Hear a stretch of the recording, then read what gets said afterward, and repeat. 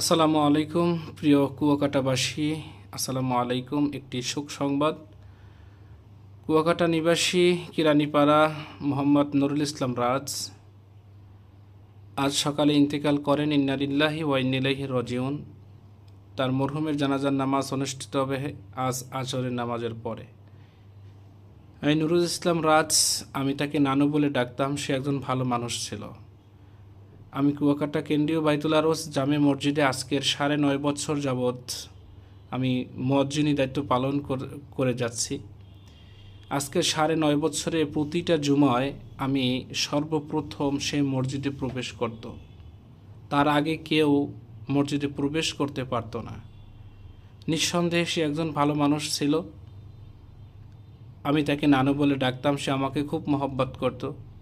সে যখন মসজিদে আসতো আমার নাম নিয়ে সে জোরে জোরে ডাক দিত। আমি তখন নিচে গিয়ে তার মসজিদের গেট খুলে তাকে ভিতরে আসতে দিতাম।